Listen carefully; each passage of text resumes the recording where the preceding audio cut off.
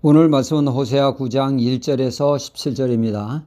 농사짓는 그리스도인이 있었습니다. 그의 노는 위에 위치하고 있었고 바로 밑에 노는 불신자가 농사를 짓고 있었죠.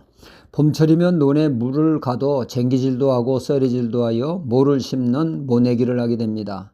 그때에는 논에 물이 가득 채워 모가 뿌리를 내릴 수 있도록 최선을 다하게 되죠. 고로 그 어느 때보다 논에 물이 가득해야 합니다.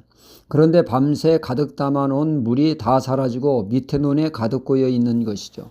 거참 이상도 하네. 분명 가득 담아두었는데 왜 밑에 논에 물이 가 있지 하고는 자세히 살펴보니 밑에 논 주인이 밤새 몰래와 논둑에 구멍을 내어 다 물을 빼간 것입니다.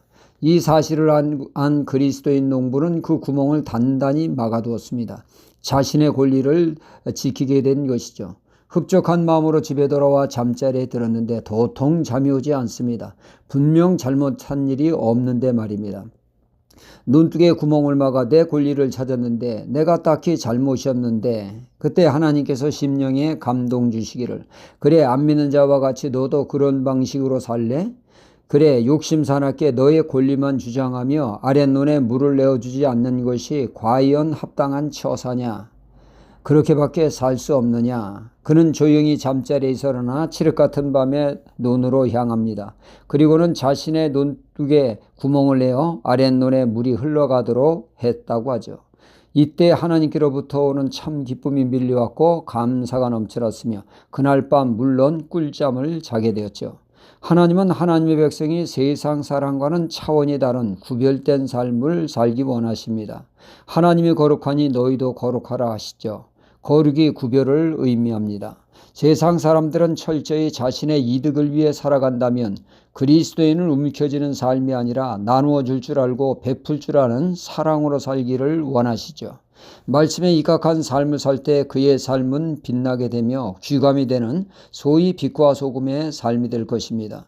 부패한 세상, 죄악으로 물든 세상을 정화하는 소금이 될 것이며 어두운 가운데 헤매 있는 이들에게 갈 바를 깨우치는 한 줄기 빛이 될 것입니다. 이것이 하나님이 바라시는 이상적인 그리스도인의 모습이죠. 그런데 문제는 이 세상과 구별된 삶을 살아 세상이 귀감이 되어야 될 하나님의 백성이 오히려 세상 사람들과 같이 동화되어 그들과 같이 제약된 삶을 살며 심지어 그들보다 한술 더 뜨는 일이 이로 인해 이맛살을 찌푸리게 된다는 것이죠. 오늘 말씀이 이를 지적하고 있습니다. 1절에 이스라엘아 너는 이방 사람처럼 뛰놀지 말라.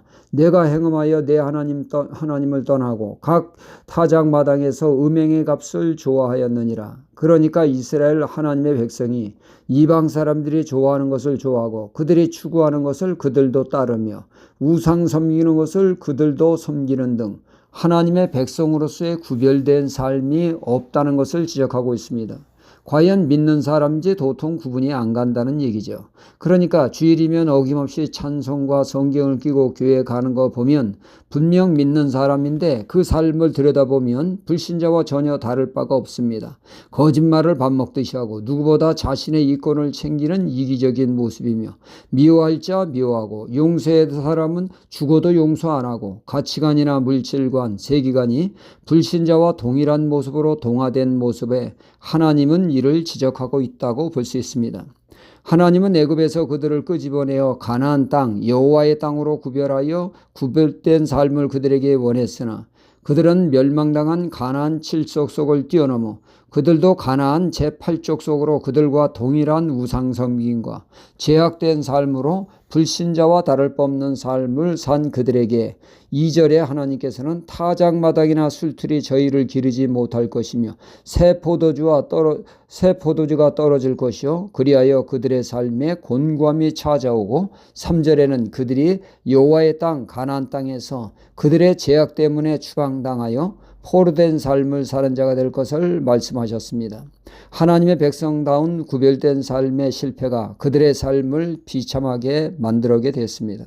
우리가 세상에서 구별된 삶을 살기 원하나 불신자와 같은 삶으로 동화되는 것은 구원받은 우리에게 여전히 죄성과 욕망이 있기 때문입니다. 사단은 이 틈을 비집고 우리로 하여금 세상과 동화하도록 유혹을 하죠. 거부하기 힘든 유혹으로 말입니다. 여기서 우리를 지키는 것은 말씀과 성령님입니다. 비둘기가 더러운 것을 헤집고 다녀도 늘 깨끗한 것은 비둘기 날개에서 기름이 나와 세척하기 때문입니다. 우리는 진리의 말씀과 성령님의 기름 부으심으로 죄를 씻어내어 구별된 하나님의 자녀로 하나님의 은혜를 누리며 이 세상의 빛과 소금의 사명을 감당하는 제사장 사역을 감당하는 자가 되어야겠습니다. 할렐루야.